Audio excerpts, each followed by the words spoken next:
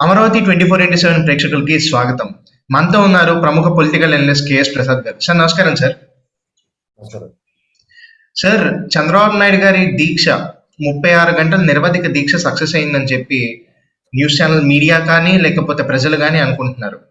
At the same time ఈ దీక్ష అయిపోయిన వెంటనే చంద్రబాబు నాయుడు గారు ఢిల్లీ వెళ్ళే టూర్ ప్లాన్ చేసుకుంటున్నారు. దీని వెనకాల ఆయన మైండ్ గేమ్ ఏదై ఉంటుందంటారు? 36 గంటల దీక్ష సక్సెస్ ఇవన్నీ ఒక కోణంలో చూస్తానండి. మైండ్ గేమ్ అన్న మీ ప్రశ్నకి మైండ్ ఉన్నవాడే గేమ్ ఆడుతాడు. అదే రాజకీయ చాణక్యత. అందుకే దానికి అనుభవం. ఇవన్నీ సంగరించుకుని ఆయన చేసిన ఒక వినూత్న ప్రక్రియ కింద దీన్ని అభివర్ణించాడు. 2.5 సంవత్సరాలు పైబడి మౌనం. పార్టీ శ్రేణులు ఎక్కడక్కడే ఉన్నాయి. 175 నియోజకవర్గాల్లోనూ కదలికి తీసుకురాగలిగాడు. ఒక మెసేజ్ డెలివరీ చేయగలిగాడు. ఉదాహరణకి రవికుమార్ గారు కాన్వాయ్తో వచ్చిన విధానం కానీ తలుచుకుంటే 175 నియోజకవర్గాల నుంచి ఇప్పటి కాన్వాయ్తో రావడం కాదు, ఎంత కాదన్నది ఒక మెసేజ్. తర్వాత నిన్న అచ్చెన్నాయుడు గారిని ఎర్రన్నాయుడు గారు నువ్వు అన్నట్టుగా ఒక సంబోధన, ఏం చెప్పాలన్న దాని మీద నీకన్నా నాకు ఎక్కువ తెలుసు అన్న కోణంలో ఆయన మాట్లాడిన విధానం. తర్వాత ఇద్దరు అధ్యక్షుల్ని పక్కన పెట్టుకుని మాట్లాడుతున్న విధానం నుంచి ఎన్నాళ్ళ మౌనానికి సమాధానం వస్తుంది. ఎవరికే బీజేపీ వాళ్ళకి. ఎప్పుడైనా సరే గుర్తుంచుకోండి, అపరమేధావి చంద్రబాబు నాయుడు ఎప్పుడుగైనా సరే ఒక మూమెంటం స్టార్ట్ చేశారు అంటే అది వెళ్ళి వేదికగానే స్టార్ట్ అవుతుంది. కదలికి ఎలా తీసుకొస్తారంటే ఇప్పుడు రాబోయే రోజుల్లో టైమింగ్ అంటారు చూడండి. ఎప్పుడైనా సరే టైమింగ్ ప్రతిదానికి చాలా ఇంపార్టెంట్. ఎప్పుడైతే 1 నుంచి 10 మెట్లు 1 నిమిషంలో ఎక్కిన నరేంద్ర మోడీ 5 నుంచి 6 మెట్లు కింద దిగిన తర్వాత స్టార్ట్ చేసేది అది ఖచ్చితంగా రేపు రాబోయే 3 రోజుల 3 రాజకీయ పార్టీల యొక్క రాష్ట్రాల యొక్క ఔన్నత్యం ఒకటి బయటపడుతుంది. యూపీ ఎలక్షన్స్, పంజాబ్ ఈ ఎలక్షన్స్ నుంచి ఖచ్చితంగా బీజేపీ ఫెయిల్యూర్ చూడబోతుంది. ఈ తరుణంలో దేశ రాజకీయాలు, రాష్ట్ర రాజకీయాలు ప్రభావానికి గురవుతాయి. అందరికీ అర్థం అవ్వాల్సిన విషయం ఏంటంటే ఇక్కడ మహా జరిగితే ఇక్కడ నేను 2 కోణాలు చెప్తున్నాను. జగన్మోహన్ రెడ్డి గారు నిజంగా జైలుకి వెళ్తే పళనిస్వామి గవర్నమెంట్ తప్ప ఇంకేమీ ఇక్కడ ఆల్టర్నేటివ్ లేదు. 23 స్థానాలకే పరిమితం చేశారు. వాళ్ళు ఈ ప్రమాదాన్ని ముందే ఊహించి గతంలో చూడండి 23 స్థానాలు 23 మంది ఎమ్మెల్యేలు చంద్రబాబు నాయుడు గారు తీసుకుని గవర్నమెంట్లో వాళ్ళకి స్థానం కల్పించి, అంటే the capability of Chandrababu Naidu గారు తలుచుకుంటే ఇక్కడ ఇప్పటిలాగా నేను చెప్పాను చూడండి, కండువ లేకుండా తమ్ముడికి పిల్లలకి పెంతల కొడుక్కి కండువలేసి వీళ్ళని వేరేగా కూర్చోబెట్టినట్టు కాదు, ధైర్యంగా కండువలేసి మంత్రి పదవులు కూడా ఇవ్వగలిగే చేవ తెలుగు రాష్ట్రాల్లో తెలుగుదేశానికి సంబంధించిన పార్టీలకే ఆ తెగు ఉంది. ఆ తెగు ఆల్రెడీ లాస్ట్ 5 years నుంచి చూపించేశారు. చూపించిన తర్వాత ఇంకా వాళ్ళ దగ్గర ఇంకొక ఆల్టర్నేటివ్స్ లేక ఏం చేయాలో తెలియక అలాంటి తరుణాన్ని ఎంచుకుని ఎప్పుడైనా మోటార్ వేసే పూలి ఎలా ఉంటుంది, సింహం ఎలా పడుతుందంటే ఒక 3 అడుగులు వెనక్కి వెళ్ళిందంటే ఖచ్చితంగా అవతల దానికి పుచ్చు పగులుతుందని మాత్రం తెలుస్తుంది. అదే ప్రస్తుతం చంద్రబాబు నాయుడు గారు ఈసారి తీసుకున్నారు. ఇది ఢిల్లీ పరిణామంలో అమిత్ షా 90% అపాయింట్మెంట్ ఇవ్వడు, రాసుకోండి. ఇది కూడా ప్రెసిడెంట్ని కలుస్తారు, వెంకయ్యనాయుడిని కలుస్తారు, ఉపరాష్ట్రపతి గారు రఘురామ కృష్ణరాజు గారితో అనుసంధానిస్తారు. ఇవన్నీ ఏంటంటే వైఎస్ఆర్సీపీ వాళ్ళు ఒక డిఫరెంట్ నెగిటివ్ మాడ్యూల్ ప్రజల్లోకి చేర్చవేయడానికి ఒక అవకాశం కల్పించేస్తారు. వాస్తవం చూసుకోండి. అది కూడా ఆల్రెడీ నిన్న పట్టాభి గారికి వచ్చిన బెయిల్ విషయంలోనే వ్యవస్థల్ని ఎలా మేనేజ్ చేసేస్తున్నారు అన్న కోణంలో. ఎందుకంటే ఒక మెయిల్ పంపించినంత మాత్రాన దాంట్లోంచి పట్టాభి గారిని విడుదల చేసిన విధానం కూడా చూస్తే కూడా సామాన్య ప్రజలకు అందరికీ అర్థమయ్యే లాంగ్వేజ్లో వాళ్ళు కమ్యూనికేట్ చేయగలుగుతున్నారని ఖచ్చితంగా అర్థమవుతుంది. మీరు గమనిస్తే అంటే 41A ఏదో ఇచ్చారు, 46A 41A అదేదో ఇచ్చిన దానికి ఏంటంటే ఎంక్వైరీ లేకుండా అరెస్ట్ చేయకూడదు, ఇలాంటివన్నీ కోర్ట్ లాంగ్వేజ్ 190 మందికి అర్థం అవుతుంది. కానీ బెయిల్ మీద బయటకు వచ్చే విధానం చూసుకుంటానండి, ఇది సామాన్య ప్రజలకు అర్థమవుతుందా అంటే కోణంలో చూస్తానండి. ఇలా వచ్చారు. ఆల్రెడీ వాళ్ళు గేమ్ ప్లాన్ ఎలా స్టార్ట్ చేశారు చెప్పండి. నా తల్లిని తిట్టిన దానికి నేను ప్రతిస్పందించారు మా వాళ్ళని, పోలీసులు ఏమో అరెస్ట్ చేశారని చెప్పిన దాంట్లోంచి అవుట్కమ్ ఏమీ కాకుండా పట్టాభి గారు జైల్లోంచి బయటకు వచ్చిందే ప్రజలకు అర్థమవుతుంది. అందరూ చదువుకున్న వాళ్ళు కదండి, అందరికీ లీగల్ టెర్మినాలజీస్ తెలియవు, లాజిక్స్ తెలియవు.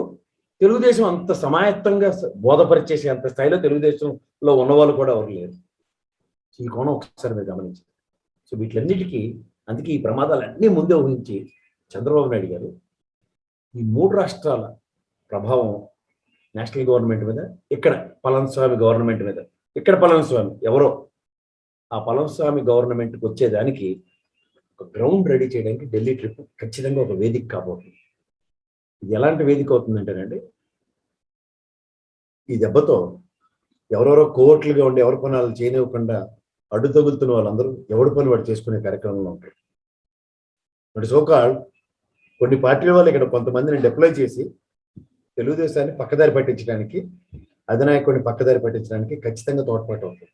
ఢిల్లీ వెళ్ళిన తర్వాత ఒకవేళ అపాయింట్మెంట్ ఇవ్వకపోతే, అంటే 14 ఏళ్ళు ముఖ్యమంత్రిగా చేసి at the same time almost ఇప్పుడు 15 ఏళ్ళు లీడర్ ఆఫ్ అపోజిషన్ గా కంప్లీట్ చేసుకుంటున్నాడు ఆయన.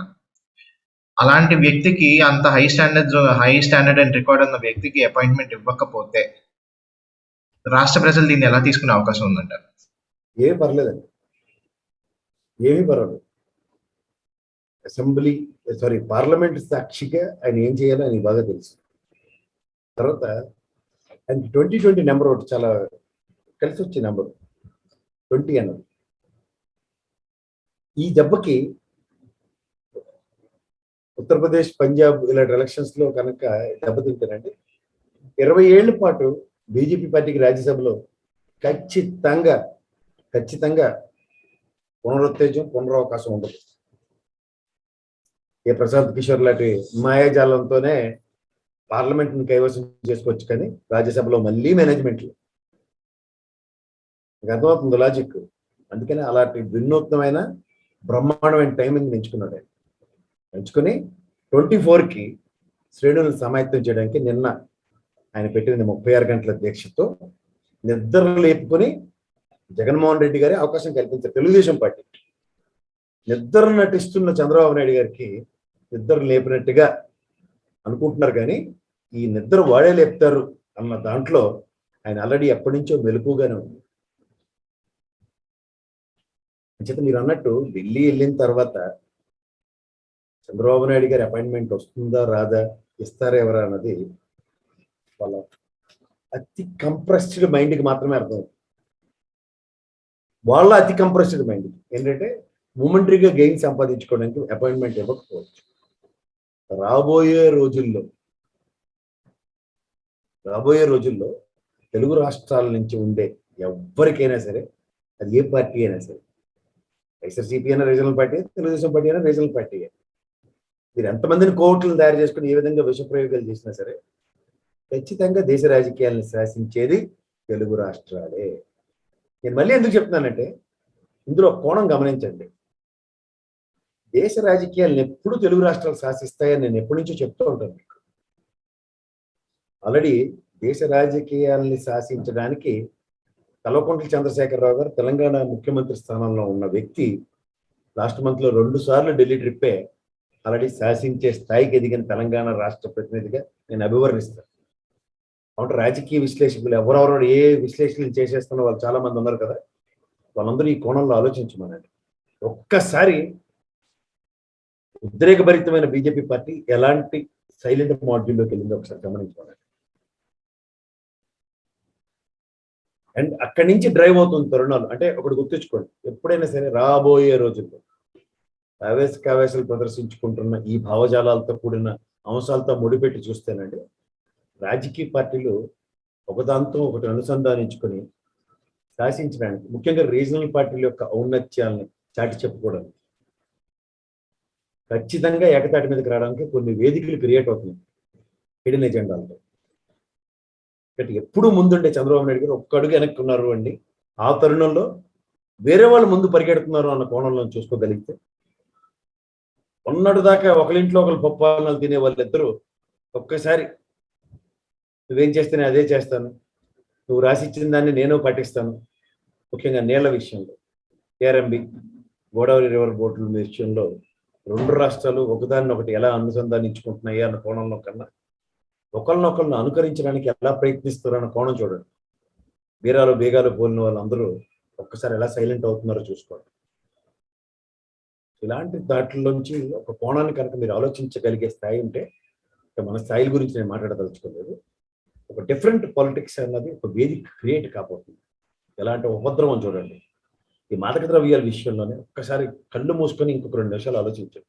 పట్టాభి గారు ఇచ్చిన ఉద్రేకపూరిత భావజాలాలతో మాటల మీదే ప్రైమరీ ఫోకస్ అవుతుంది కానీ అంతర్లిప్తంగా అంతర్లీనంగా మహారాష్ట్ర ఐజీ కానీ తెలంగాణ ఐజీల స్థాయిలో ఉన్న వ్యక్తులు కానీ మాట్లాడిన విధానాలు సెంట్రిక్గా ఎవరి మీద ఫోకస్ అంతా డైవర్ట్ అవుతుంది అన్న కోణంలో కూడా గమనించండి. ఎప్పుడైతే మాధ్యమాల్లో వచ్చిన అంశాలని స్తబ్దం చేయొచ్చు, అంటే ఏదో ఎల్లో మీడియానో లేకపోతే బ్లూ మీడియానో లేకపోతే నేషనల్ మీడియా కొంతమంది కబంధహస్తాల్లో ఉండి వాస్తవాలకు దూరంగా న్యూస్ రానివ్వకుండా చేయొచ్చేమో కానండి 1,93,000 కోట్ల ఈ మాదక ద్రవ్యాల యొక్క ఆవశ్యకతని వివిధ దర్యాప్తు సంస్థలు వివిధ కోణాల్లో దేశం అంతా జల్లిడ పడుతున్నాయి. ముఖ్యంగా మూలాల మీద మూలాలన్నింటినీ అడ్రస్ చేయబడుతుంది.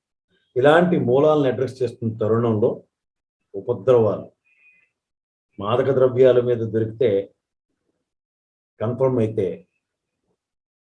వాటి మీద శిక్షలు జీవితకాలాలు, అలాగే ఆర్థికపరమైన అంశాలతో ముడిపడిన వాటికి కూడా శిక్షలు ఆల్మోస్ట్ జీవితకాలాలే. ఈ 2 జీవితకాలాలను ఒకసారి ముడిపెట్టి ఒక్కసారి టోటల్గా ఫోకస్ చేస్తే ఎవరికి ఉపద్రవం వస్తుందన్న కోణంలో ఒకసారి ఆలోచించండి. ఏదైనా జీవితకాలమే కదా అన్న కోణంలో ఎవరి మీద ఎక్కువగా ఫోకస్ అవుతుంది అన్నది అంతర్లీనంగా కనుక ఆలోచించగలిగితే జీవితకాలాలు డిసైడ్ అవుతున్న తరుణంలో పక్కదారి పట్టించడానికి వినూత్న పందాల్లో వినూత్న రకాలుగా ప్రయత్నిస్తున్నా సరే వాస్తవానికి దగ్గరగా ఉంటున్న తరుణంలోనే నిద్రపోతున్నట్టుగా నటిస్తున్న వ్యక్తులు రాజకీయ చైతన్యం తీసుకురావడం అన్న కోణంలో ఒకసారి ఆలోచించండి. ఎప్పుడైతే రాజకీయ చైతన్యం కలిగిన వ్యక్తులు రాజకీయ కోణంలో ముందుకు వెళ్దాం అని డిసైడ్ అయిపోయినప్పుడు జరగబోయే ఉపద్రవాలు దీపావళి దగ్గరలో ఎలా స్టార్ట్ అవుతుందంటే సైలెంట్గా ఉన్న వ్యక్తులు ఇంకా సైలెంట్ అయిపోతారు.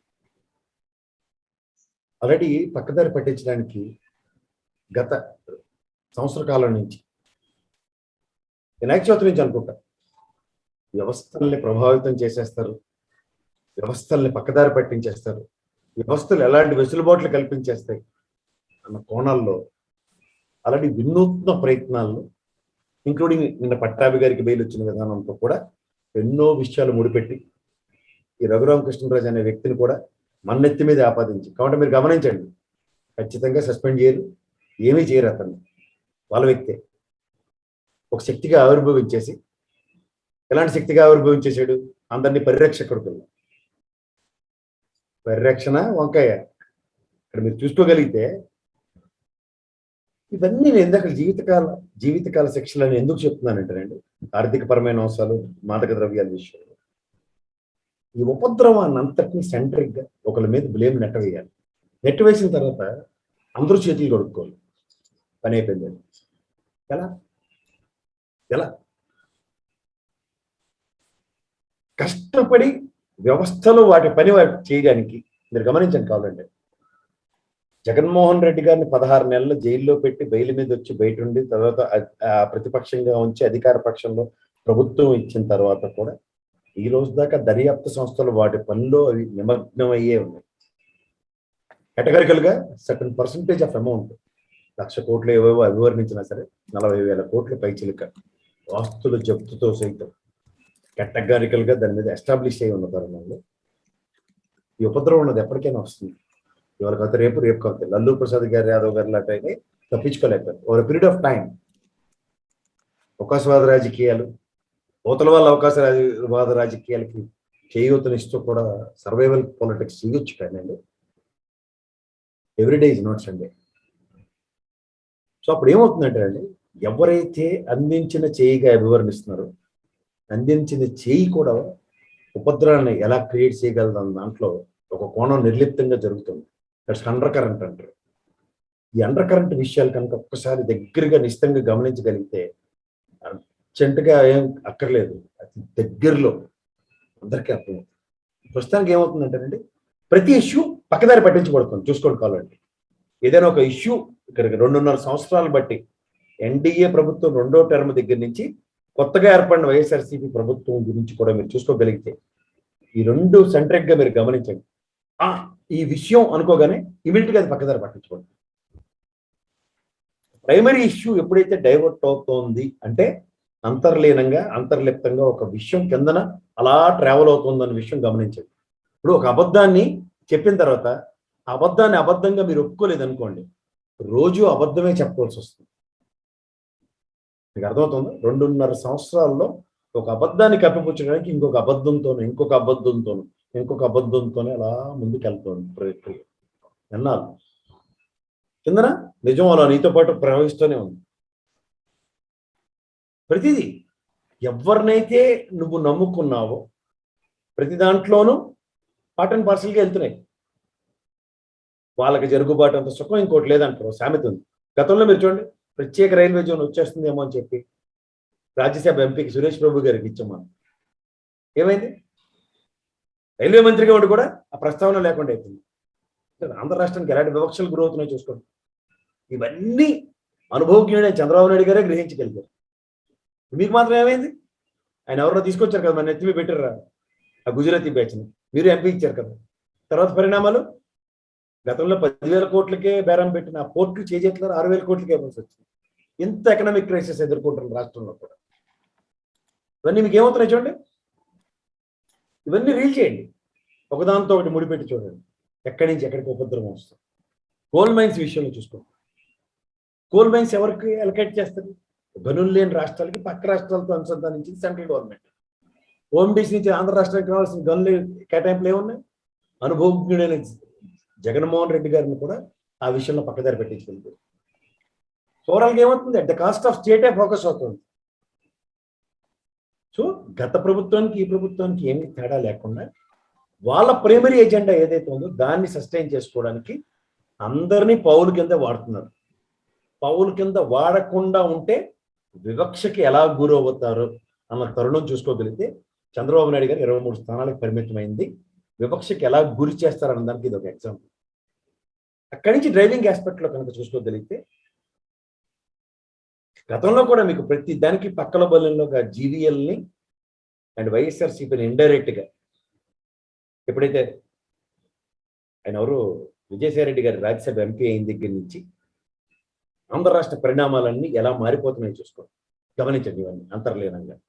సో ఇక్కడికి ఏమవుతుంది, ఇక్కడ కూడా పరిణామాలన్నీ ఒరిజినల్ ట్రాక్ లోకి వెళ్లకుండా ఈ రఘురామకృష్ణరాజు గారి పరిణామాలన్నీ ఎలా మారుస్తున్నాడో చూసుకోండి. చూడండి కావాలంటే మీకు మెలోడ్రామాలు ఎలా ట్రైనింగ్ అవుతున్నాయో చూసుకోండి. పట్టాభి గారి అరెస్ట్కి ముందు ఆయన చేసిన ఒక బాడీ షో, ఇవన్నీ ఎక్కడికి లీడ్ అవుతున్నాయి మీరు గమనించండి. ఇవన్నీ ఈజ్ ఇట్ వాట్ ఇది ఒరిజినల్ పాలిటిక్స్ లో ఎక్కడైనా ఇలాంటి లైన్స్ ఎప్పుడైనా చూసాం మనం? అంటే ప్రైమరీ ఎజెండా ఏంటంటే రఘురామకృష్ణరాజు గారు అరెస్ట్ చేసినప్పుడు ఏం జరిగిందో దానికి ఇమీడియట్ గా అంటే ఏదైతే ఇష్యూ ఉందో దాన్ని అడ్రస్ చేస్తున్నారు. ఎవరు? వ్యక్తి అరెస్ట్ని వ్యవస్థకు ఆపాదిస్తున్నారు. మీకు అర్థమవుతుందా? అంటే primary focus. Next day Telugu Desam party activity ఏంటి? విద్యుత్ ఛార్జీల మీద ఉద్యమం. అక్కడ ప్రైమరీ ఫోకస్ ఎక్కడ డైవర్ట్ అయింది? ఒక ఇండివిజువల్ క్యారెక్టర్ మీద సెంట్రిక్ గా మొత్తం 4-5 రోజులు బట్టి పాలిటిక్స్ నడుస్తుంది. అంటే ఒరిజినల్ ఇష్యూ ఏదైతే ఉంటుందో అది ఎప్పటికప్పుడు పక్కదారి పట్టించబడుతోంది అన్నది అంతర్లీనంగా జరుగుతున్న విషయం. అంటే దీనికి దిశానిర్దేశం చేస్తుంది ఎవరు? ఒకసారి ఈ కోణంలో ఆలోచించండి. ఈ కోణంలో ఎప్పుడైతే ఆలోచించడానికి అవకాశం వెసులుబాటు ఎవరికి ఇవ్వకుండా ఇమీడియట్ గా ఒకదాని తర్వాత ఒక ఇష్యూస్ ని ఆటోమేటిక్ గా ఒక ప్రీ డిజైన్ ప్రోగ్రామ్ లో డ్రైవ్ అయిపోతుంది. ఇలాంటి వాటిలన్నిటికీ ఎవరవుతున్నారంటే ఒక వ్యక్తిని ఎవరి పని వాళ్ళని చేయనివ్వకుండా ప్రైమరీ ఫోకస్ అంతటిని పక్కదారి పట్టించడానికి ఎవరి ప్రయత్నాలు వాళ్ళు చేస్తూనే ఉన్నారు. దానికి వ్యవస్థలు ఆ పనులు అవి చేయనివ్వకుండా పక్కదారి పట్టించడానికి, చూసారు, జైల్లో పెట్టడానికి కానీ బెయిల్ రావడానికి కానీ ఎవరు మేనేజ్ చేస్తున్నారన్న కోణాన్ని ఎక్కువగా పోర్ట్రేట్ చేసి పబ్లిష్ చేయడానికే చూస్తున్నారు. ఇదే ప్రైమరీ ఎజెండా. వ్యవస్థ పని చేసినా సరే ఆ వ్యవస్థని పక్కదారి పట్టించడమే ప్రైమరీ ఎజెండాగా టోటల్ పాలిటిక్స్ డ్రైవ్ అవుతుంది నేషనల్ లెవెల్లో. ఇది గమనించగలిగితే ఎవరికైనా అర్థమవుతుంది. ధన్యవాదాలు. Right sir, thank you for explaining this issue in such a detailed manner. ఎందుకంటే ఇప్పటిదాకా రాష్ట్రంలో జరుగుతున్నవన్నీ కూడా ప్యారల్ గా గమనించుకుంటే we can name it as diversion politics. మళ్లింపు రాజకీయాలు జరుగుతున్నాయి, ఎక్కడికక్కడ థింగ్స్ అనేవి డైవర్ట్ అవుతున్నాయి. సో ప్రజలు కూడా ఈ రోజు వార్తల్లో ఒక న్యూస్ చూస్తున్నారు, రేపటికి అదే న్యూస్ అసలు లైమ్ లైట్ లో ఉన్నట్ల. So these people are embedding this news అనమాట. Thank you sir, thank you for explaining in such a detail manner. And ఈ డైవర్షన్ పాలిటిక్స్ కూడా ఎన్నో రోజుల్లో నడవని చెప్పి నాకు అనిపిస్తుంది. ఒక ప్రేక్షకుడుగా నేను చూస్తున్నా కదా, ఒక అబద్ధాన్ని కవర్ చేయడానికి ఇంకో అబద్ధం చెప్పాల్సి వస్తుంది, రైట్? కానీ ఏదో ఎక్కడో ఒక చోట ఫుల్ స్టాప్ ఉంటుంది. సో ఆ ఫుల్ స్టాప్ అనేది దగ్గరలో వస్తుందని నేను భావిస్తున్నాను. అండ్ వ్యూయర్స్, మీకు కానీ ఈ అనాలిసిస్ నచ్చినట్టయితే దయచేసి వీడియోని లైక్ చేయండి, షేర్ చేయండి, సబ్స్క్రైబ్ చేయడం మాత్రం మర్చిపోకండి. Thank you. మీకు ఈ వీడియో నచ్చితే లైక్ చేయండి, షేర్ చేయండి, సబ్స్క్రైబ్ చేయడం మాత్రం మర్చిపోకండి.